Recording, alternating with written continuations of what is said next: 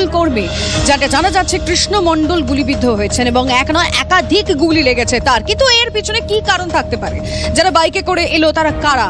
খুনের মোটিভ কি? এখনো পর্যন্ত বিষয়টি স্পষ্ট নয়। পুলিশ তদন্ত শুরু করেছেন। আর আমাদের রিপোর্টাররা এই মুহূর্তে সব খবরের আপডেট দেবেন। শর্মিষ্ঠা এই মুহূর্তে আমাদের সঙ্গে রয়েছেন, একেবারে তৃণমূল নেতা কৃষ্ণ মণ্ডলের বাড়িতে পৌঁছে গিয়েছেন। শর্মিষ্ঠা, তুমি একবার তৃণমূল নেতার বাড়িতে পৌঁছেছো, পরিবার কি মনে করছে, কি কারণে তাকে গুলি করা হয়েছে, এই যারা গুলি করেছে তারা কারা হতে পারে? দেখো লিমা, এখানে যখন এসেছি তখন তার পরিবারের সদস্য একটা কথাই বলছেন যে প্রায় 3 বছর আগে তখন যখন গুলি করা হয়েছিল তাকে লক্ষ্য করে গুলি করা হয়েছিল, তখন সেটা পুরোপুরি রাজনৈতিক কারণে হয়েছিল এবং সে তৃণমূল করে এবং তৃণমূলের গোষ্ঠী সংঘর্ষের জেরেই তার উপর গুলি চালানোর ঘটনা ঘটেছিল। সব থেকে গুরুত্বপূর্ণ বিষয় এবং সব থেকে গুরুত্বপূর্ণ অভিযোগ পরিবারের, এটা বলতে পারো, তার উপর যখন আগের বার গুলি চালানো হয়েছিল তখনও কাউকে গ্রেপ্তার করা হয়নি। এই গত 3 বছর ধরে কাউকে গ্রেপ্তার করতে পারেনি নোদাখালী থানার পুলিশ। ওই 3 বছর আগে তখন তিনি অঞ্চল সভাপতি ছিলেন, সেই অঞ্চল সভাপতির উপর কে বা কারা প্রকাশ্যে এসে গুলি করে গেল, সেই ঘটনার কোন রকম কিনারা করতে পারেনি পুলিশ। তার 3 বছর পর, প্রায় 3 বছর পর সেই পুরনো যে ঘটনাস্থলে তাকে গুলি করা হয়েছিল, পুরনো যে জায়গায় গুলি করা হয়েছিল তার থেকে মাত্র 100 কি 200 মিটার দূরত্বে আজ তার উপর আগ্নেয়াস্ত্র নিয়ে একেবারে হামলা করা হলো। এবং এই ক্ষেত্রে পরিবারের লোকজন সেই অভিযোগই করছে যে এর পিছনেও রাজনীতি লুকিয়ে রয়েছে। আপনার ছেলে এখন কেমন আছে? আমি কি করে জানবো হেমা? এখনো খবর কোনো পাননি? না, খবর এখনো পাইনি।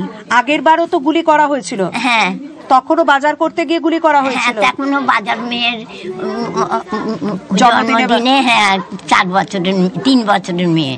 আচ্ছা, 3 বছর আগে? না, হ্যাঁ 3 বছর।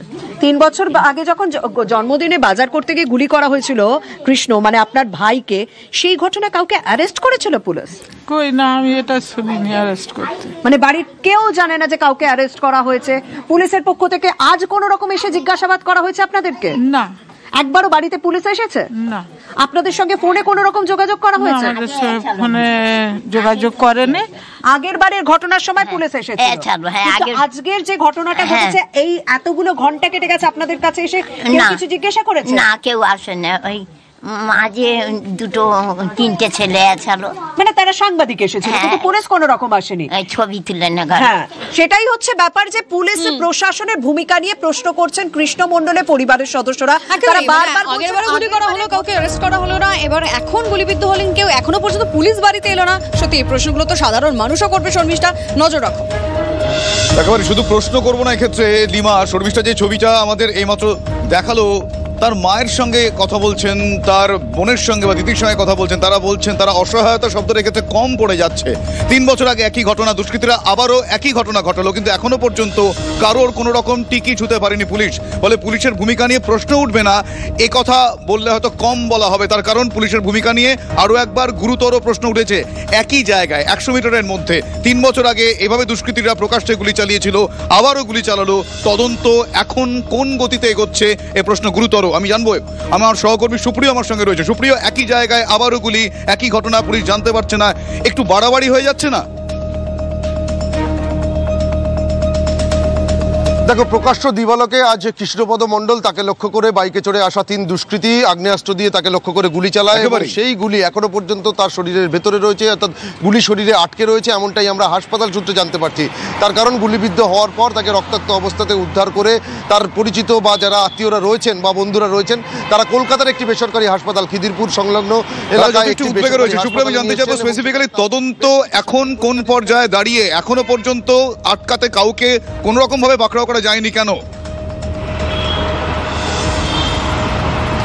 দেখো, তদন্তকারীরা এখন যে বিষয়টা দেখছেন তাতে হচ্ছে যে এই যে হামলা বা গুলি চালানোর যে ঘটনা ঘটেছে তৃণমূল নেতাকে লক্ষ্য করে, এর পেছনে ঠিক কি মোটিভ রয়েছে।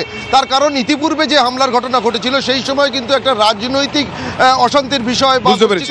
আপাতত তোমায় ধন্যবাদ সুপ্রিয়। কি মোটিভ রয়েছে, রাজনৈতিক কারণ নাকি অন্য কিছু, নাকি অন্য কোনো শত্রুতা, যাবতীয় বিষয় খতিয়ে দেখা হচ্ছে। ধন্যবাদ সুপ্রিয়। শুভজিৎ, তোমাকেও ধন্যবাদ। লিমা, তোমাকেও ধন্যবাদ। আরো খবর নিয়ে ফিরছি একটা ব্রেকের পর, সঙ্গে থাকুন।